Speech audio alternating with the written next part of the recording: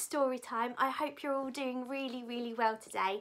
Now, today is a very special day because it is St. George's Day. So, happy St. George's Day, everybody. And I thought my story today would be inspired by St. George.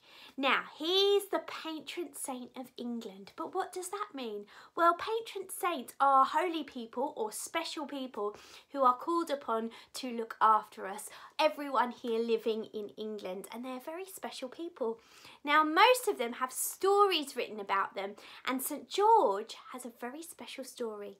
It's more like a legend where he battles against something. Can you guess what he might battle against? That's right, he battles against a dragon, and I have my friend here who is a dragon too. But he's a very, very friendly dragon, aren't you? Oh, a very, very friendly dragon, but he does like to roar a lot, don't you? You really like to roar a lot. So I wonder, would you like all the boys and girls to roar along with you? Oh, are you ready? Do you think you could roar along with my dragon? Are you ready? After 3, 1, 2, 3, roar! Whoa!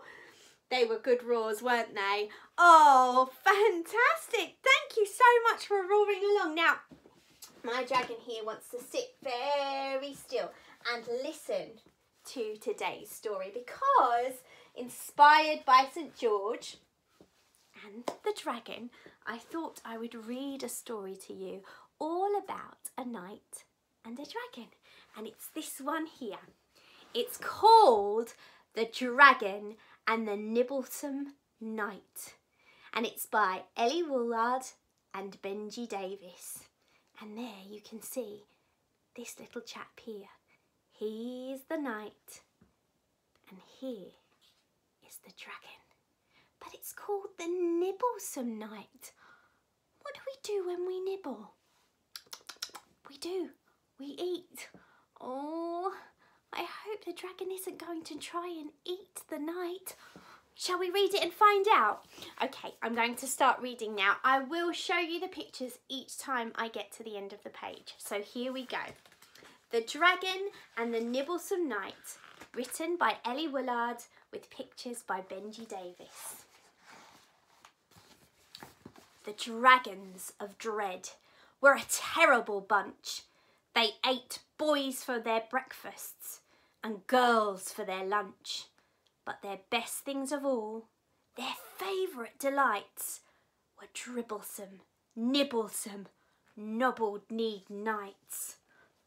When the smallest of all the dragons turned 4, his parents said, "Dram, you're a baby no more.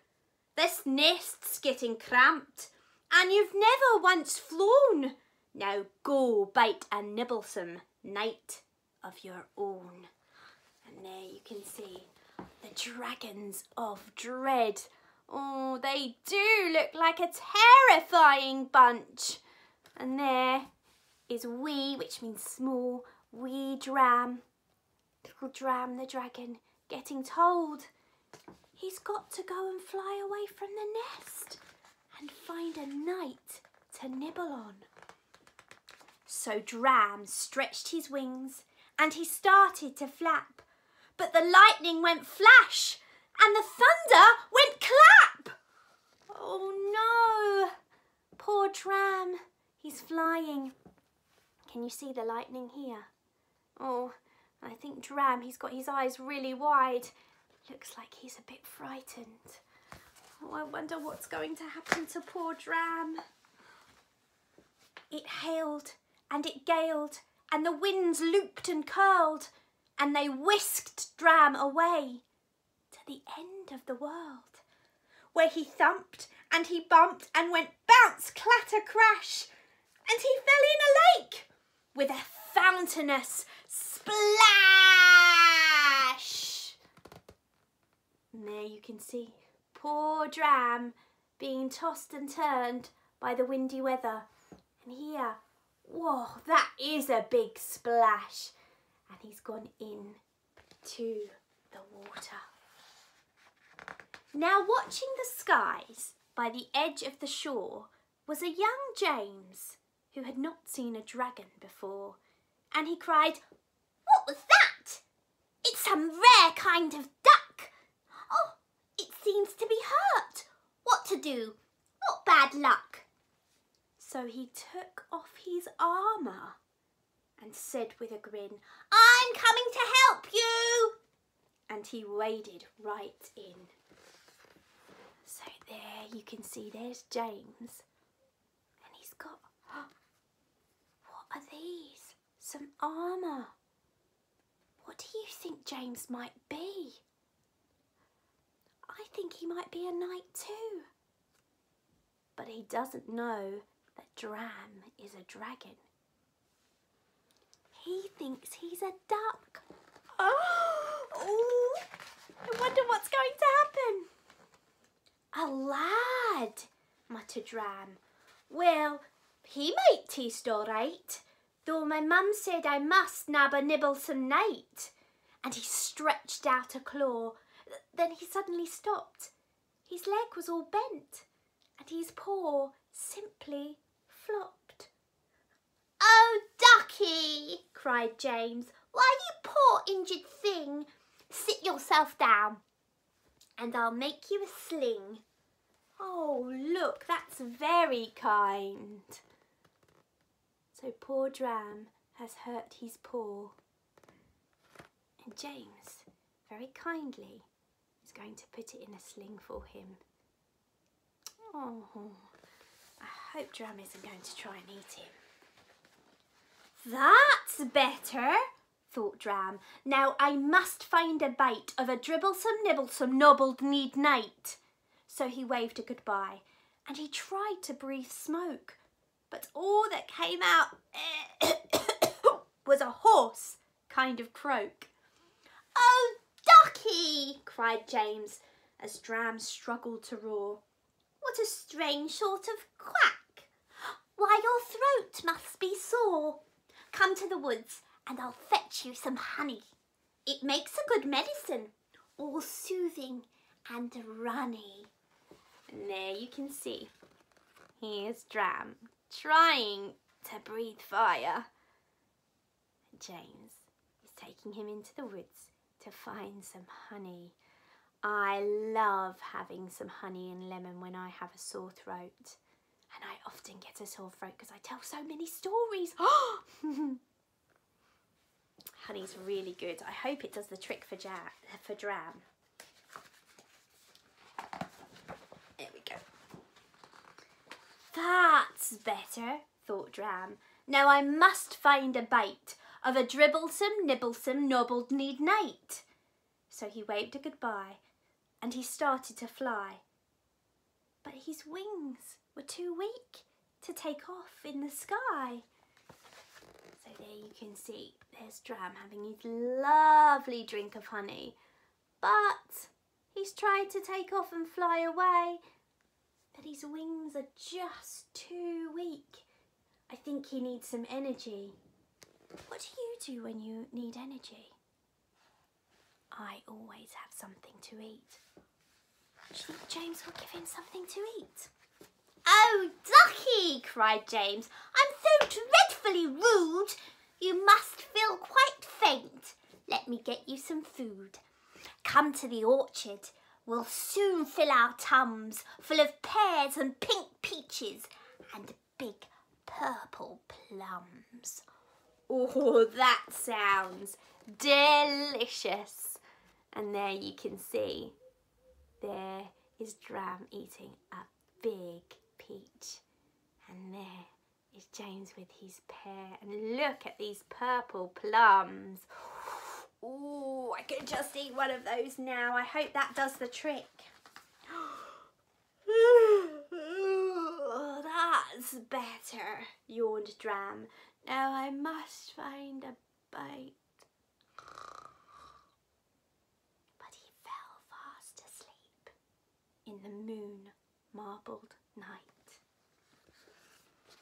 And there you can see see him asleep under the tree. And thankfully, that very kind James has put what looks like his flag to keep Dram nice and warm. And then he's off to the castle. I think Dram doesn't realise he's a knight yet. In the morning, Dram woke and said, "Hey, I feel fine. Soon a bite of a nibblesome knight will be mine." And he bellowed out billions of billowing flames. Then he thought, "I'll say bye to that little lad James." So he strode down the road and he stomped through the field.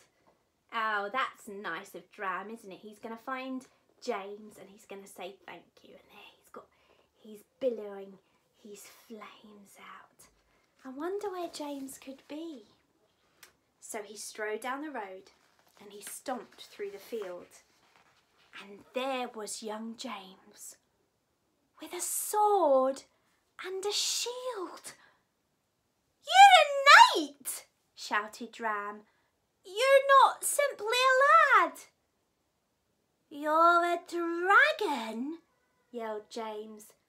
"You're all beastly and bad."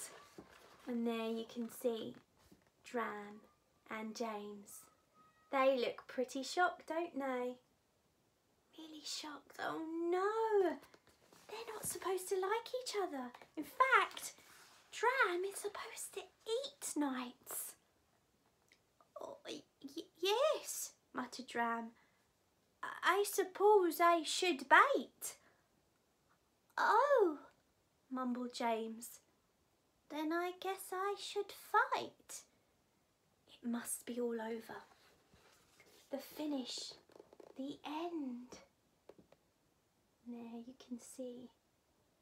They don't look like they want to fight one another, do they? These big dragons. They're breathing fire at the night over here. But Dram and James, they don't look like they want to join in. It must be all over. The finish, the end. Then they both said at once, "But I can't! You're my friend!" "My friend!" chortled James as he put down his sword. "My friend!" shouted Dram, and he smiled as he roared. Oh, look, they're so happy. They are really good friends. They don't want to fight each other, do they? No, that would be a bit silly. I wonder what's going to happen. The knights all said, "Dragons, they're not simply beasts." The dragon said, "Knights aren't so nice for our feasts." "Nibble at knights? Why, of course, we do not." And there they are, all becoming friends. Even the little knights are sitting on the big dragon's tail. And the dragons are saying, "Nibble at knights? Why, of course we do not." Though every so often, they sort of forgot. And there you can see they're nibbling at the knight's bottom. But I think they're just having fun because look, on the top you can see James and his friends having a ride on the dragon above the castle, and they are all really good friends.